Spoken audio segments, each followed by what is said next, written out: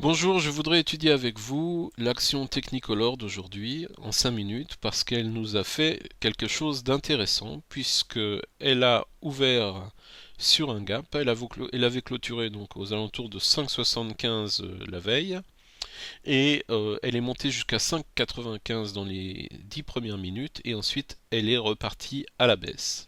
Alors pourquoi elle est montée tellement rapidement? C'est parce que on a eu une annonce qui donnait des bons résultats pour Technicolor et aussi une annonce qui nous disait que Technicolor allait verser des dividendes de 5 centimes je crois. Et ça a donné une impulsion d'achat, mais malheureusement, on a eu un retournement à partir des 5,95 € et l'action est en train de chuter de plus de 5,31% maintenant par rapport au cours de la veille. Alors ce qui m'intéresse et ce que je voudrais voir avec vous, c'est qu'est-ce qui aurait pu nous avertir de ce retournement de tendance. Alors, nous avons l'OBV qui se retourne à la baisse. C'est le premier élément. Donc nous avons ici une augmentation de l'OBV et là il se retourne à la baisse. C'est normal puisque les cours ne font plus des plus hauts. Lorsqu'il croise sa moyenne mobile, la baisse est déjà bien entamée puisque on franchit le point pivot et donc on a déjà tout perdu. Premier élément. Deuxième élément intéressant, c'est au niveau des volumes. Les deux premiers volumes ici, vous avez énormément d'acheteurs, vous avez deux volumes exceptionnels. Et qu'est-ce qu'on voit au troisième chandelier? Il n'y a plus de volume. Ça veut dire qu'il n'y a plus d'intérêt acheteur. Et comme il n'y a plus d'intérêt acheteur, ça baisse. Donc, à mon avis, l'alerte la plus importante, on l'a avec ce petit chandelier qui nous montre une différence tellement importante de volume. Et c'est ça qui peut nous inciter à sortir de notre position. Ça, c'est le premier élément. Donc j'ai voulu regarder les divergences, on n'en a pas. Ensuite, je me suis intéressé au DTS et le DTS, regardez, on nous montre une impulsion haussière pendant un certain temps alors que c'est en train de tomber. Ça rebondit un petit peu aux alentours des 5,84, 5,85, mais remarquez que lorsque c'est la fin de cette synchronisation, nous avons déjà perdu plus d'1,5%. Et donc on est pratiquement à la moitié des bénéfices. Donc ça c'est pour l'impulsion, pour la fin de l'impulsion.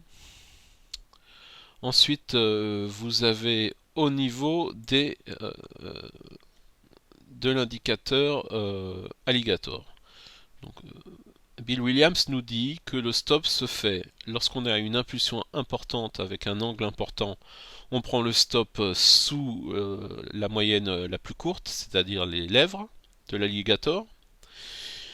Et si l'angle est normal, on va dire, si on est dans une phase 2, on va prendre de Bollinger, on va donc prendre plutôt l'ellipse comme stop. Et si on est dans une phase 3, une phase normale, on va prendre les dents. Mais vous voyez que si on prend soit les dents, soit l'ellipse, bon, ben, on perd aussi beaucoup au moment de la sortie de position. On n'est pas perdant complètement, mais on perd pas mal de bénéfices. J'ai voulu regarder avec Ishimoku. Alors Ishimoku, j'en profite pour vous dire que c'est le même raisonnement. Donc là, ça ne s'applique pas. La Tenkan et la Kijun sont pratiquement au même niveau. Donc on a un signal aussi, vous voyez, au même à 5,82. Bon, on perd pas tout, mais c'est quand même pas mal. Comme je vous dis, donc l'alerte la plus intéressante, c'est ce petit chandelier avec une baisse de volume très conséquente. À mon avis, c'est le meilleur indice pour couper sa position. Donc vous voyez, même pour Ishimoku que j'affectionne, bon ben on perd beaucoup quand on sort on clôture sa position, on a perdu pas mal. Je voulais vous montrer ensuite au niveau des stops suiveurs. Donc on va commencer par l'ATR.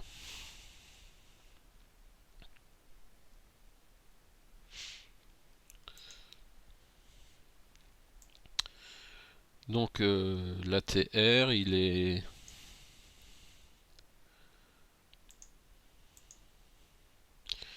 là.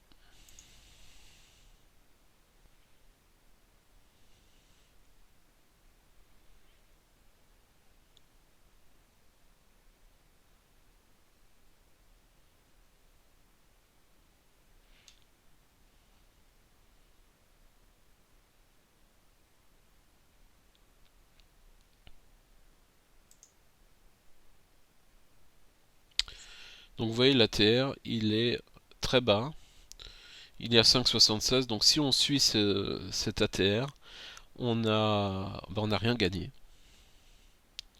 On ne profite pas de ces 10 minutes là où Technicolor prend plus de 3%. Par contre, je vais vous montrer le stop d'Elder.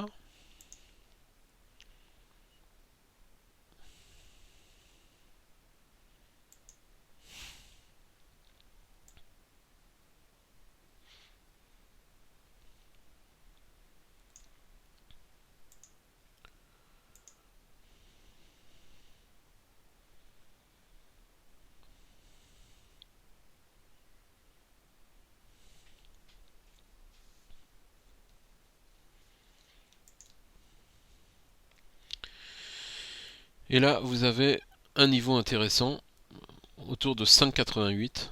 Donc c'est pas mal.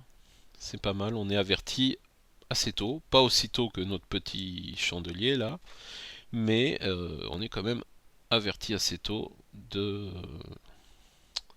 changement donc de tendance. Voilà, donc pour conclure, il faut retenir le niveau des points pivots R2 qu'on repasse à la baisse. Il faut retenir le stop d'Elder.